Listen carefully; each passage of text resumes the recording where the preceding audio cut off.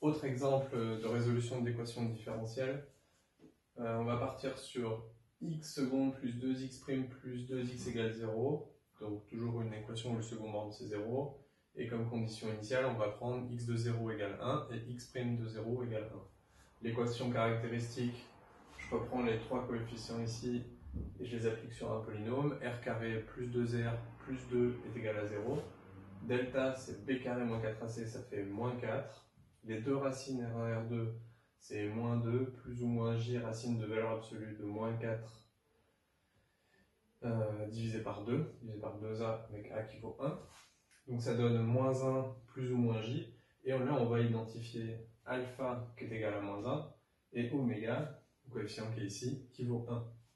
Donc la solution homogène va être de la forme K1 cosinus t plus K2 sinus t exponentielle de moins t, le moins 1 ici c'est celui-là, et le oméga c'est la pulsation dans les cosinus et les sinus. Second ordre égale 0, donc solution particulière égale 0. Étape numéro 3, x, c'est la solution homogène plus la solution particulière qui vaut 0. Et maintenant on utilise les conditions initiales, x de 0 qui est égal à 1, première condition initiale, et on remplace t par 0 dans cette partie, dans cette expression de x de t.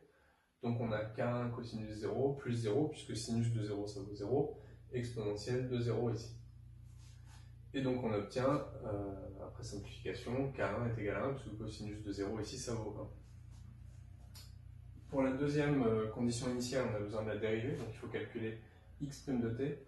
Alors x de t c'est u fois v, donc on va encore faire u' v plus uv' plus uv'. Donc u' c'est la dérivée de k1 cos plus k2 sin, donc ça va donner moins k1 sin plus k2 cos, exponentielle moins t.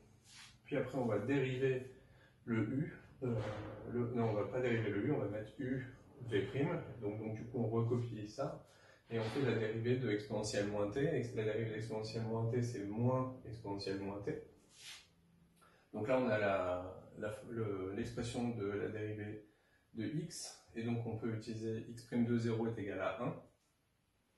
On remplace, sinus de 0 ça donne 0, k1 cos, k2 cos ça donne k2, exponentielle 0, plus k1, ici cos ça fait 1 donc ça fait k1, et ici sin ça fait 0, 0, moins exponentielle 0. Alors ce moins est important, il va se retrouver ici, parce qu'on va obtenir 1 qui est égal à k2 plus moins k1. Et donc du coup, K2 va être égal à 1 plus K1, K1 qui vaut 1, donc ça fait K2 égale 2.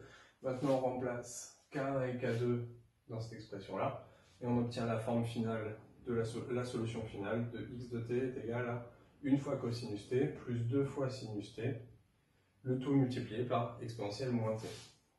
Et maintenant, à vous de résoudre et de remplir sur le polycopier cette équation différentielle qui sera aussi dans le cas où delta sera négatif.